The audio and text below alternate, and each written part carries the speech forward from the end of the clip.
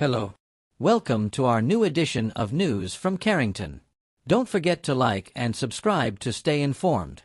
Employees sacked, Sir Alex Ferguson's contract terminated, canteen closed. How Manchester United is losing its prestige. At Manchester United, a club with colossal revenues but questionable financial management, the austerity cure imposed by Ineos looks bad. A disaster on the pitch. A poisonous climate behind the scenes. At Manchester United, the Ineos era is already a fiasco.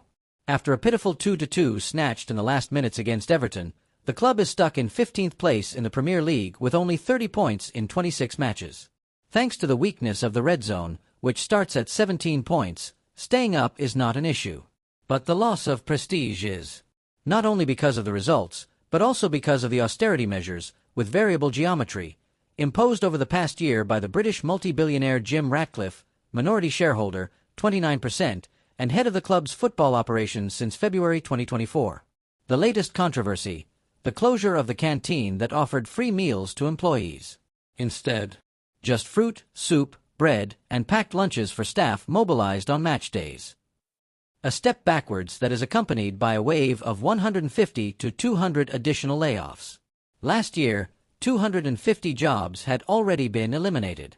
Incidentally, the traditional Christmas party for employees was cancelled.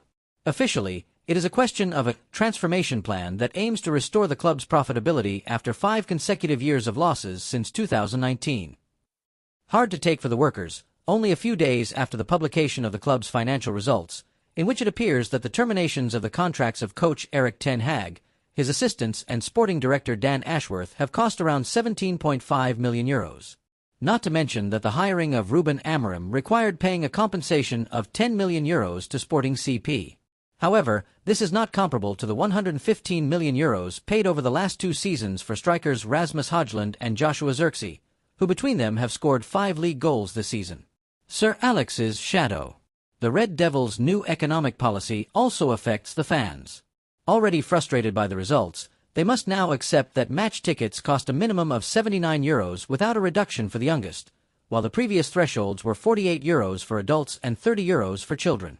Stop exploiting loyalty, fans posted in the stands in December. Jim Ratcliffe responded, "I don't think it makes sense that a Manchester United ticket costs less than a Fulham ticket." "How dare they!" exclaimed the indignant former England international Alan Shearer. "The fans suffer enough with their football," added Gary Lineker, a leading BBC pundit. The most symbolic measure dates back to October, the end of Sir Alex Ferguson's ambassador contract. According to the latest news, the legendary Scottish coach, who retired in 2013, was receiving around €2.4 million per year to represent the image of the club he made glorious with 38 titles in 27 years. Considering his activity at 83, this friendly end of collaboration was undoubtedly understandable.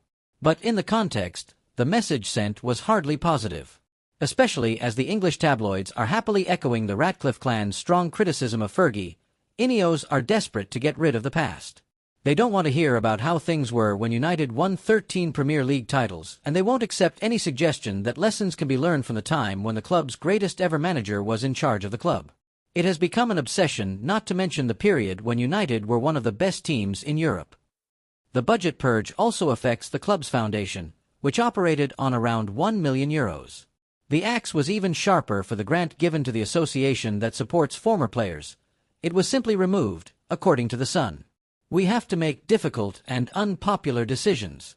Under fire from critics, Jim Ratcliffe broke his silence in an interview with the fanzine United We Stand. "Manchester United have become mediocre," admitted the Ineos boss, but rightly made it clear that the decline had started well before his arrival in February 2024. "We have to make tough and unpopular decisions. If you run away from tough decisions, nothing will change," the 72-year-old businessman then pleaded before developing his vision for the club. "We have to ask ourselves about the cost of running this club, because I want us to be free to buy very good footballers and not spend a lot of money on infrastructure. If you lose money, you have to borrow from the bank to compensate for the losses. It ends up becoming unsustainable," said the co-owner, strangled by these figures. €136 million lost last season, despite €800 million of revenue, €880 million of financial debt, more than €360 million still to be paid on transfers. "There won't be any change overnight," Jim Ratcliffe said when he arrived at Old Trafford. "It's going to take 2 or 3 seasons. We have to ask the fans for a little patience. It's a long time. Thanks for following us."